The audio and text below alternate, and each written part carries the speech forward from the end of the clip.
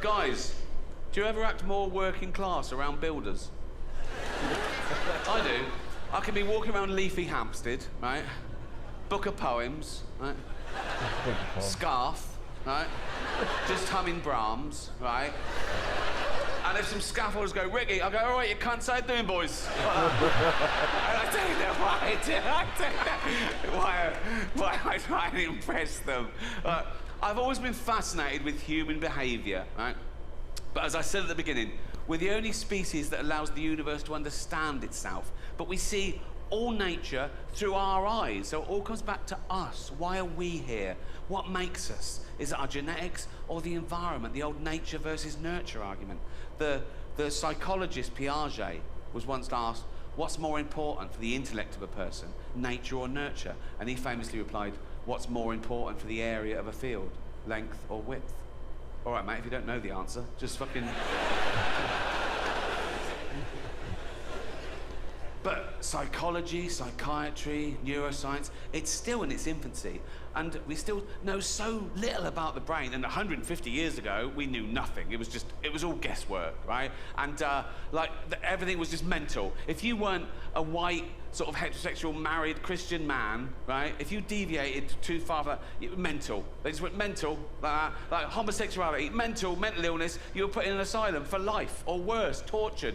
Women who fell pregnant out of wedlock, mental, asylum for life, right? And now we understand things more, we're more tolerant, I think it's going too far the other way, though, because now nothing's mental. You can't find something that nothing is considered mental. Everything is a syndrome or an addiction or a preference, right? I could have my legs removed, have wheels put on, identify as a pram, right?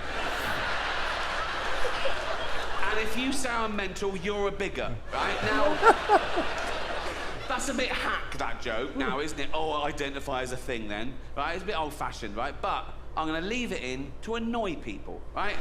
Because that's the bit that'll offend people. Same as humanity. I talk about AIDS, famine, cancer, the Holocaust, rape, paedophilia. But no, the one thing you mustn't joke about is identity politics. The one thing you should never joke about is the trans issue, right? They just want to be treated equally. I agree. That's why I include them. You know? Yeah. Everybody gets it. Everybody they know I'm joking about all the other stuff, but they go, no, he must mean that, right? Like a joke is a window to the comedian's true soul. That's just not the case. I'll take on any view to make the joke funniest. I'll pretend to be right-wing. I'll pretend to be left-wing. I'll pretend to be clever. I'll pretend to be stupid. Whatever makes the joke funnier without prejudice. Okay, full disclosure, in real life, of course I support trans rights. I support all human rights, and trans rights are human rights, you know? Live your best life. Use your preferred pronouns. Be the gender that you feel that you are. But meet me halfway, ladies. Lose the cock. That's all I'm saying.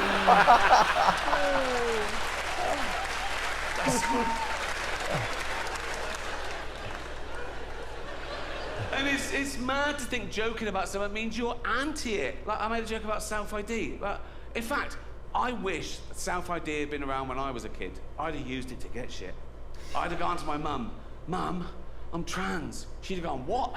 I'd have gone, I'm either trans or I need a new bike. She'd have gone, you need a new bike. I'd have gone, you're the boss. But I grew up in the 60s, Jesus. I had like Victorian parents, we hadn't heard of any of this. But what if I was a teenager now, in these really woke, progressive times, right? And I had really cool, hippie parents, right? And I went, Mother, Father, I'm trans. They'd go, oh goody, that's so fucking trendy, right? And my dad would go, Bagsy, I picked the vagina. I go, thank you, Daddy. Right?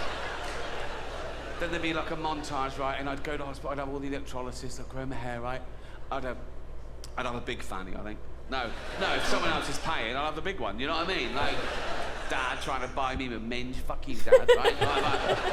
Big fanny, boobs, right? And, right? No, I'd come out and I'd emerge. I'd be a real woman. I'd be Vicky Gervais. I'd be Vicky Vicky Gervais. Gervais. I'd be a real woman, right?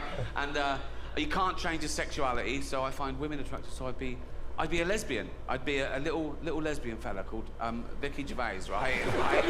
right? And probably be a butch lesbian because of all the testosterone up till then, right? Also, I like the fashion: jeans, black t-shirt, short hair, beard. No, I'd be a real lesbian called Vicky Gervais, lesbian about town, right? And so I'd go down to Brighton, right?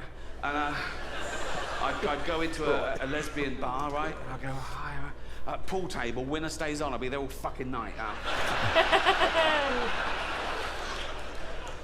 Right. This joke isn't worth it for the punchline. The punchline is shit, really. So just enjoy the journey, right? Right. So I'd look around and I'd find one of them pretty lesbians, right? This is so childish and misinformed. It hurts, right? I'm gonna leave it in though, right? So no, I'd find a pretty lesbian. This is pathetic, right? Even for me, I can't do this with a fucking straight face, right? And I'd go over that. I go, hi, you a lesbian? She'd go, yeah. Are you a lesbian? I go, yeah, just a bit. Look at that, right? And she'd go, that is a lovely fanny. I go, fucking cost enough. She'd go, what? Right? And then I'd be wooing her, right? I'd be doing all like I'd be sort of like complimenting her on her sort of lesy ways. I'd go, I love your Doc Martens, right? She'd go, oh, thanks, right? Right? She'd go, I go, oh, those are big earrings, aren't they? Right? So yeah, right. And then she'd go, do you want to come back to my place and les off? I go, yeah, just a bit, right? So we go back, we get naked, I'd boob her up, I don't know what you do, I'd ninja off. I'd do that one, I'd do that one, definitely do that one, right? I'd Google it, wouldn't I? I'd fucking Google it, right? Right?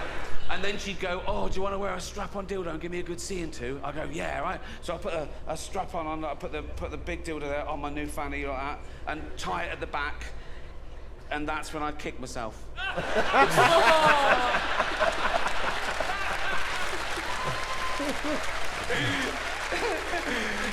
told you it was shit, didn't I? Oh, God. Oh. But one thing that isn't ambiguous, whether it's nature or nurture, is racism, right? No one's born racist. You've got to learn that shit, okay? And again, I don't want to divide the room. I'm not a fan of racism. No, hear me out. I don't care whether you're black, white, brown, European, African. You're all going, yeah, that's all right, Rick. Black, white, brown, European, African. What about the fucking Eskimos? Racist, right? They're fucking weird, Rick. They are not weird. They're just different. They live in the snow. Yeah, that is their little house, the snow. So, right? Yeah. They wear a dead sea lion for their clothes. Yes, that's their clothes, a dead sea lion, right? But here's the thing about racism, right? You drag one out of his little hole in the snow and peel him out of his sea lion outfit, right? And he's standing there naked. You take a closer look, he's basically a cold Chinaman.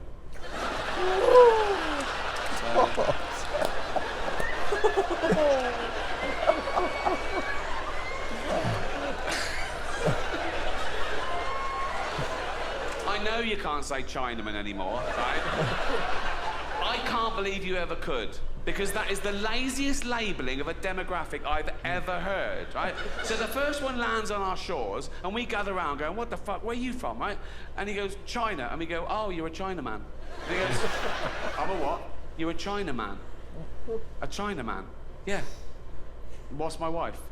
Duh, Lady Chinaman. Why don't you call me by my name? I don't know your name, do I? Oh. It's Ling. Ling? Yeah. Is that your first name or your surname? Both. Ling Ling? No. Right. Remember, irony, okay? Also, that's not me saying that, is it? It's the little Chinaman. If he's all right with it, then... That won't be in. Right, okay. Fucking hell, have I got anything for this fucking special?